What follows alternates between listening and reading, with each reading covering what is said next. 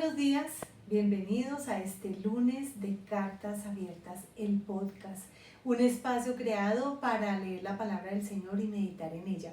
Para el día de hoy vamos a estar leyendo el capítulo 7 del libro de Hechos de los Apóstoles.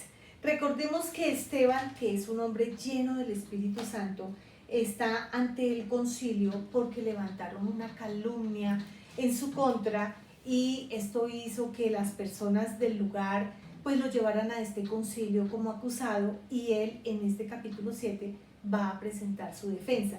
Este capítulo 7 se constituye básicamente en un testimonio ante una persecución masiva que va a comenzar, una persecución extrema, ¿sí? Pero también un testimonio de amor incondicional que Esteban tenía por Jesús. Vamos a comenzar a leerlo y yo los invito a que estemos muy atentos, porque en esta defensa Esteban hace una recopilación acerca de toda la historia desde Abraham prácticamente hasta Jesús. Y al exponer esto es lo que hace que estas palabras llenas de sabiduría enardezcan a estas multitudes que están en contra y los lleven a la muerte. Pero lo vamos a ver de forma detallada. Dice lo siguiente, comenzamos la lectura. Entonces el sumo sacerdote dijo: ¿qué tienes en tu defensa?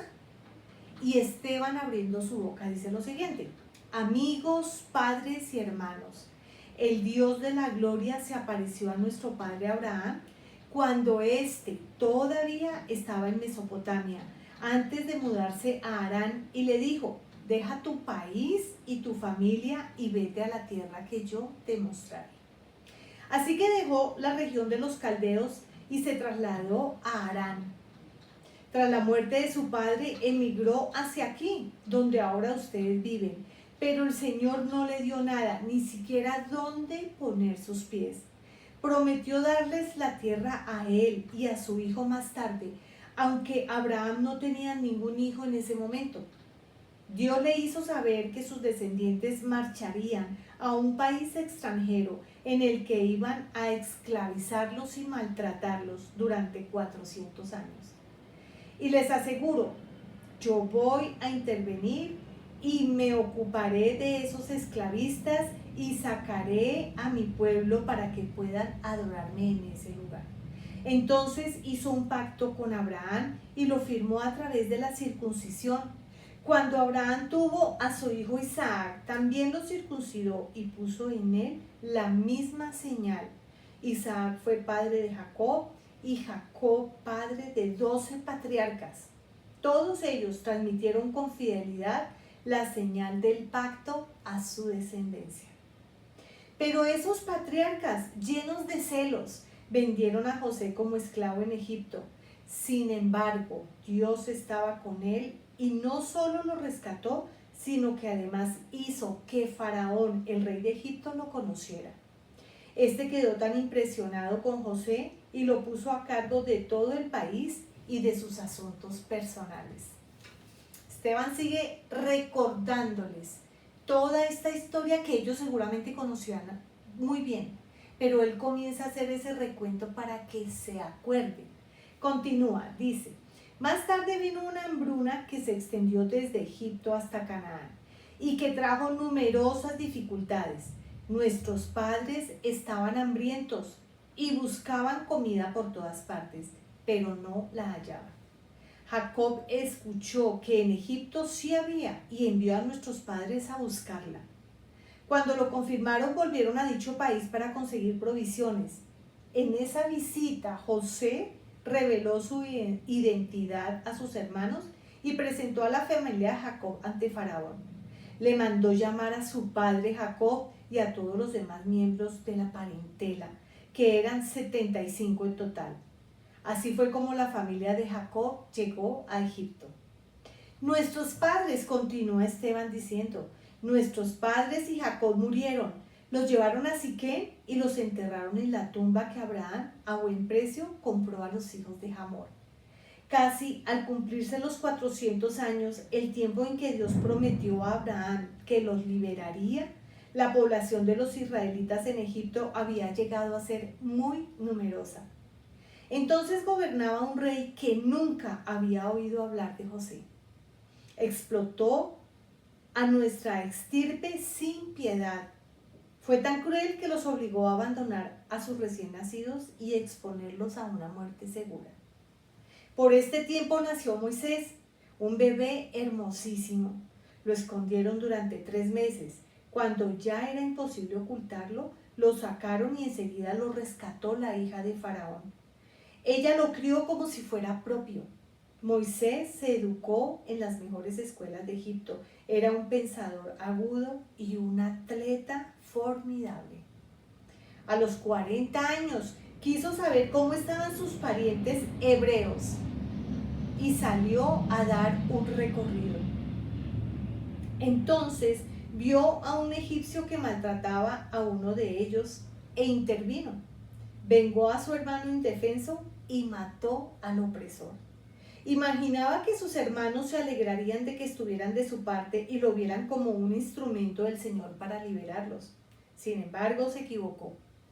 Al día siguiente encontró a 2 de ellos que se peleaban entre sí y trató de separarlos.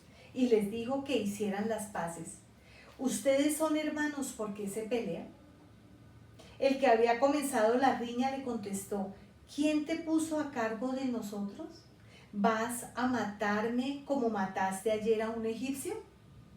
Cuando Moisés oyó esto, comprendió que muchas personas se habían enterado y huyó para salvarse.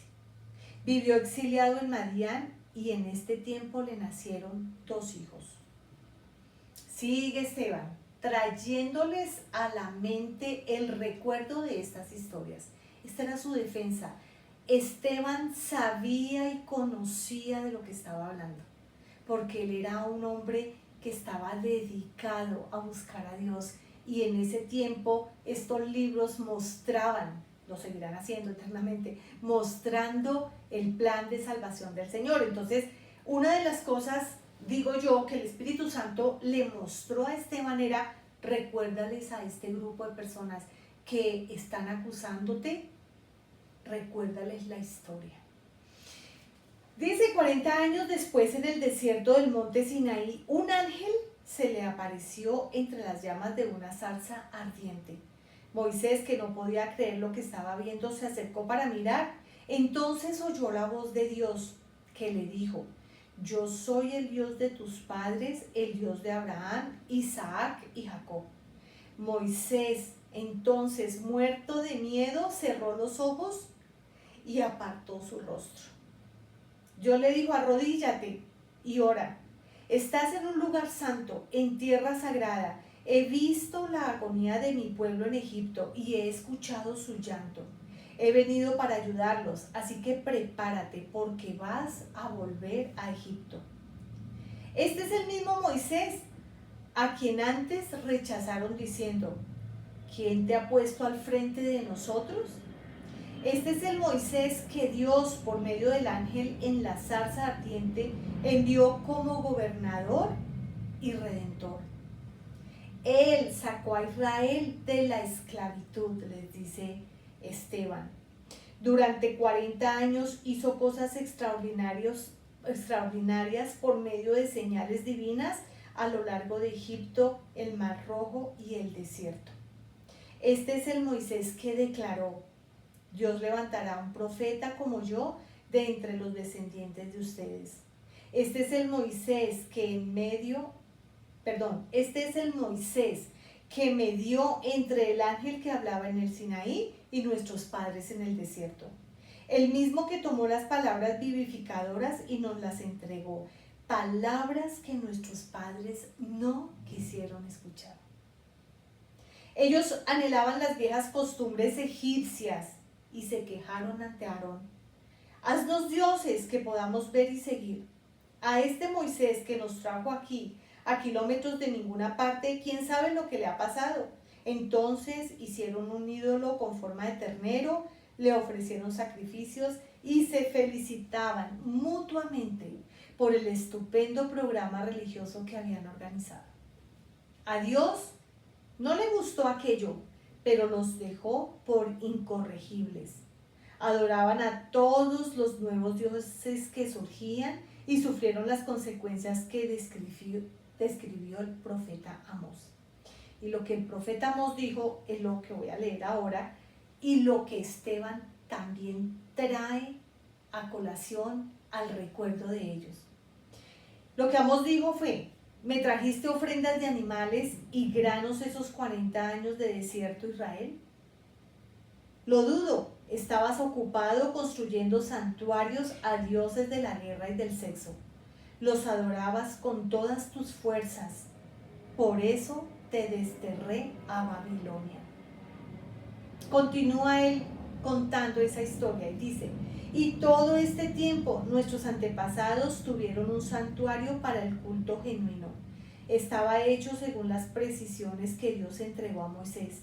Lo tenían entre ellos en la época de José, cuando Dios limpió la tierra de los paganos y aún existía en los tiempos de David. Él quería construir un lugar permanente para el culto, sin embargo Salomón fue quien lo hizo. Eso no significa que el Creador viva en edificios hechos por carpinteros y constructores. Bien lo expresó el profeta Isaías cuando escribió. Entonces viene otra vez y les recuerda esas profecías, eso que los profetas habían escrito y que ellos conocían. Y lo que este profeta Isaías había escrito decía lo siguiente: yo, el Señor, afirmo, los cielos son la sala de mi trono y apoyo mis pies en la tierra. ¿Qué casa vas a construirme donde pueda descansar? Mira, ya está hecha, yo mismo la hice. Y cuando nos detenemos en esta fracción de la palabra del Señor, nos podemos dar cuenta que el Señor está diciendo: los cielos son mi sala del trono.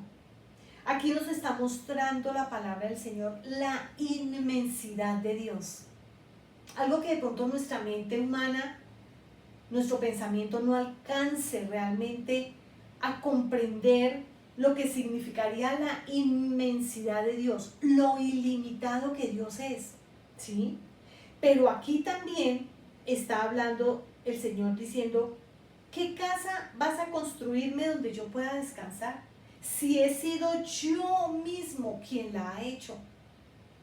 Y es infinita, es grande, es inmensa, porque es que el Señor no puede ser como condensado en un lugar específico, ¿sí? Como decimos normalmente: vamos a la casa de Dios, y sí, es un lugar donde adoramos a Dios, pero Dios no puede ser contenido en ese lugar, porque Dios es absolutamente ilimitado, ¿sí? Esto es una parte bien importante que nosotros debemos considerar.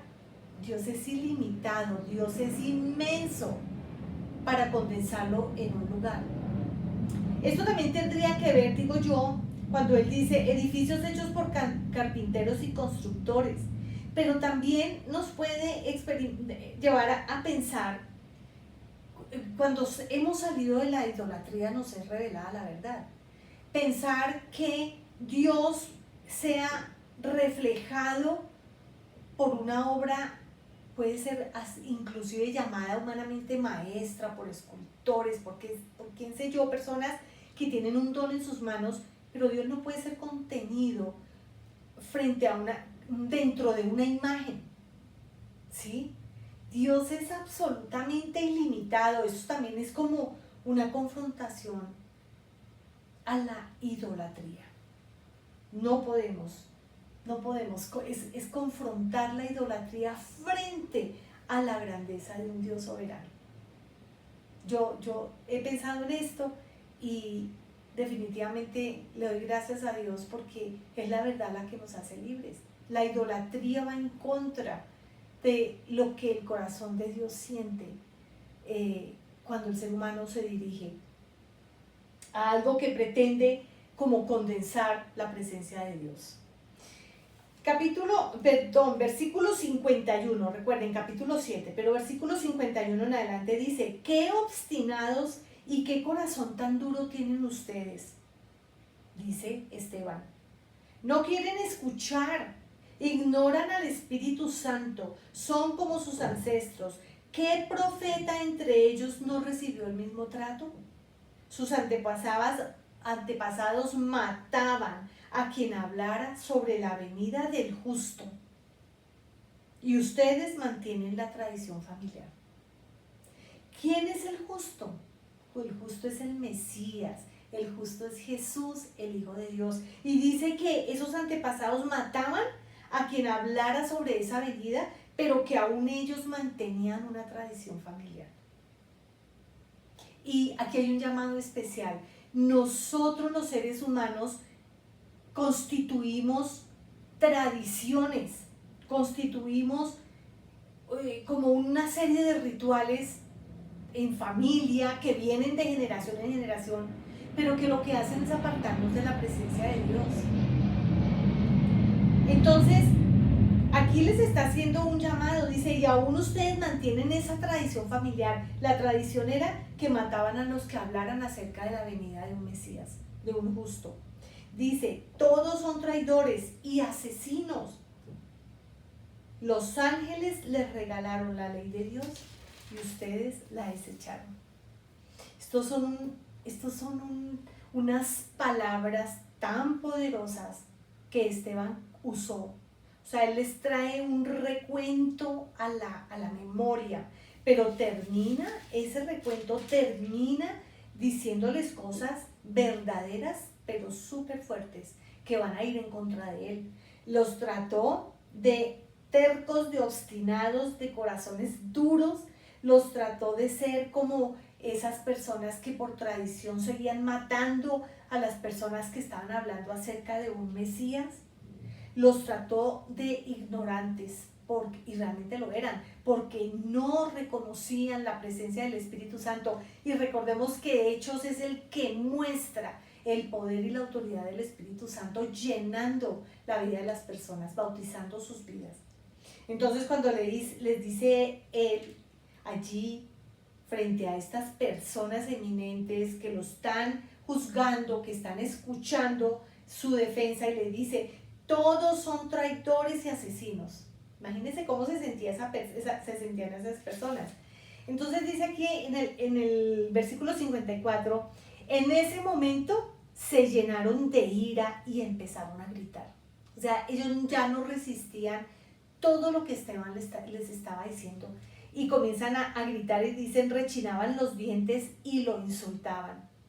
Pero Esteban, miren la actitud de Esteban, dice, lleno del Espíritu Santo, ni cuenta se dio, porque él solo tenía los ojos para Dios, puestos en Dios. Dice, a quien veía en toda su gloria, con Jesús de pie a su lado. Imagínense esa visión tan absolutamente poderosa, que él está hablando y hablando y hablando, pero sus ojos estaban puestos, eran en el cielo. Y el Señor, Dios mismo, le da esa visión de ver a Dios con Jesús a su lado, de pie a su lado, dice esta versión. Entonces él exclamó, él tenía que declarar lo que veía y dijo, veo los cielos abiertos y al Hijo del Hombre al lado de Dios. Y esto fue la parte más cumbre de su defensa, porque resulta que dice que la multitud que resoplaba y gritaba se abalanzó contra él. Dice, como bestias en estampida, lo arrastraron fuera de la ciudad y le lanzaron piedras. O sea, es una actitud violenta en contra de un hombre de Dios. Los cabecillas se quitaron sus capas y pidieron a un joven llamado Saulo que las vigilara. Aquí aparece por primera vez el nombre de Saulo y vamos a ver la trascendencia que este hombre tuvo. Dice, mientras lo apedreaban, Esteban oró. O sea, a él lo estaban apedreando, estaba a punto de entregar su vida porque por ese apedreamiento él la iba a perder, pero él no cesó de orar y decía, Señor Jesús, toma mi vida.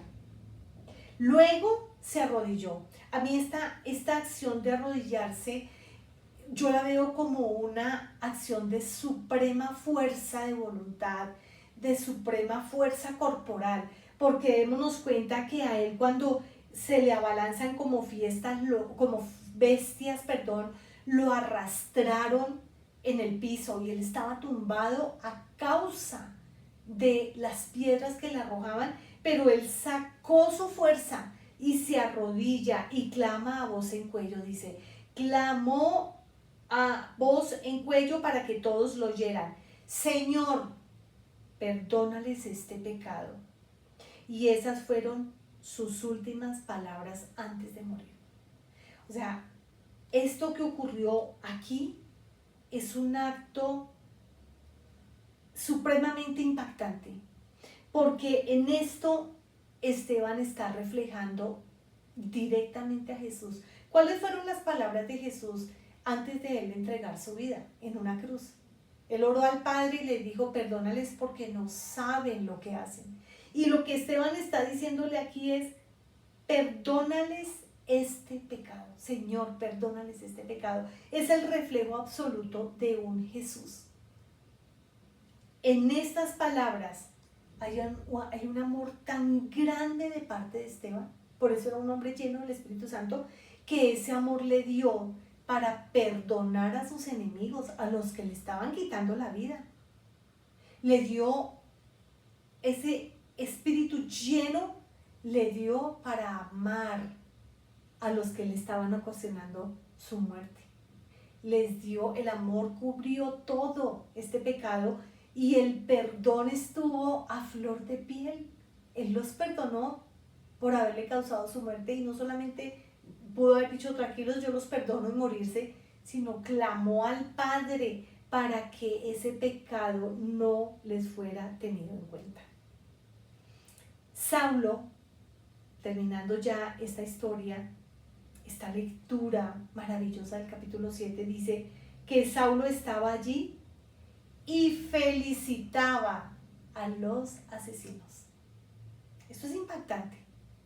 Y es impactante porque a lo largo de la historia de Hechos nos vamos a poder dar cuenta de lo que hace la presencia de Jesús en la vida del ser humano. Todos los seres humanos, todos, podrían hablar de un antes y un después de Cristo. Y Pablo tiene mucho, pero mucho para ver ese antes que fue él, antes de conocer a Jesús y después de conocerlo. Aquí vamos a decir y vamos a leer para terminar este capítulo 7, que dice que Saulo estaba allí y felicitaba a los asesinos de Esteban. Le damos gracias a Dios por su palabra. Yo le doy gracias a Dios por su palabra, porque al leerla y al poderla meditar, nos damos cuenta de cuán poderoso es el Espíritu Santo en nuestras vidas, si le permitimos fluir, si permitimos ser llenos de Él. Los espero para el próximo lunes seguir leyendo capítulo 8 de este libro de Hechos. Los animo a que entreguen su vida a Cristo, a que si no lo han hecho, hagan una oración entregándolo y haciéndolo el Señor de sus vidas. Gracias por compartir, gracias por darnos ese like. Los espero en el próximo capítulo, este próximo lunes. Bendiciones.